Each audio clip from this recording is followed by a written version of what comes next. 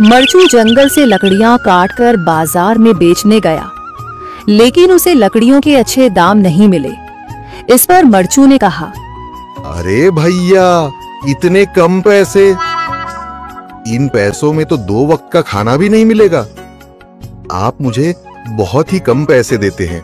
मैं इतनी मेहनत से लकड़ियां काट कर आता हूँ, लेकिन उनके पैसे मुझे बहुत कम मिलते हैं। भैया, तुम्हारी लकड़ियां होती ही इतनी कमजोर हैं कि मैं इससे ज्यादा पैसे नहीं दे सकता। तुम्हारी लकड़ियों के बस इतने ही पैसे बनते हैं। अरे भैया, कुछ ज्यादा कर दो ना। वो क्या है ना कि इन पैसों का तो कुछ भी नहीं आता। मैं अपनी जिंदगी कैसे गुजारूंगा? भैया, तुम जाकर अच्छी लकड़ियां लाओ, तभी इन लकड़ियों का अच्छा दाम मिल पाएगा, वरना इन लकड़ियों का तो यही दाम है। ये सुनकर मरचू बहुत ज्यादा परेशान हो गया और पैसे लेकर किराने की दुकान से सामान खरीदकर घर आ गया। घर पहुंचते ही मरचू की पत्नी सीता ने कहा, अरे जी, सामान ले आए आप? हाँ जी, सामान ले आया हूँ।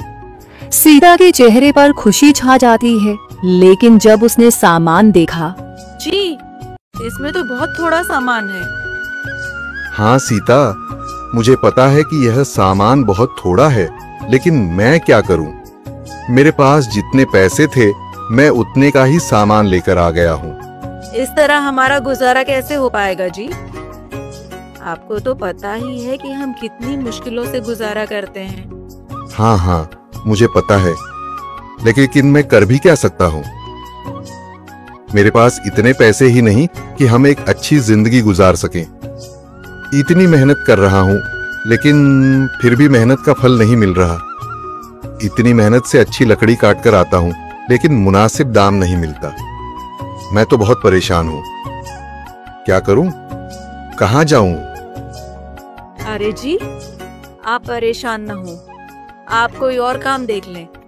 मैंने कई बार काम तलाशने की कोशिश की, पर किसी ने भी मुझे काम नहीं दिया। ये सुनकर सीता भी काफी ज्यादा परेशान हो गई। मरचू से सीता की परेशानी नहीं देखी गई। उसने अपनी पत्नी सीता से कहा, मैं फिर से जंगल की ओर जा रहा हूँ। अरे जी, अभी मत जाइए ना, वैसे भी शाम हो रही है। आप कल चले जाइएगा, अभी मत जाइए। ठीक है, अगर तुम रोक रही हो तो मैं नहीं जाता। मैं कल चला जाऊंगा। इसके बाद मरचू गांव में घूमने के लिए चला गया। तभी उसे एक आदमी मिला और उसने कहा, कहाँ जा रहे हो भैया?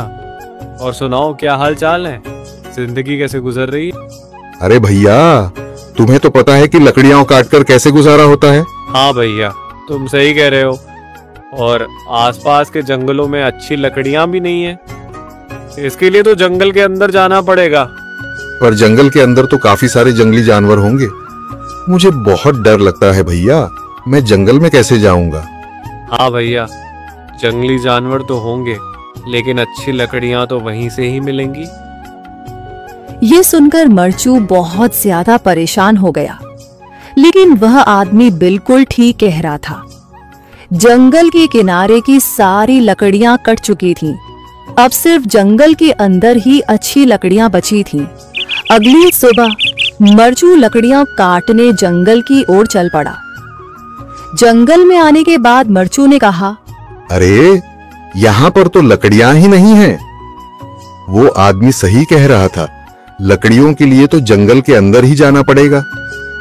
और जंगल के अंदर जाना क्या सही रहेगा? मुझे तो बहुत डर लग रहा है, क्योंकि वहां पर तो काफी सारे जंगली जानवर होंगे जो खतरनाक होंगे। अगर आज मैं जंगल के अंदर नहीं गया तो मैं आज घर पैसे लेकर नहीं जा सकूंगा, और फिर जब पैसे नहीं होंगे तो गुजारा कैसे होगा?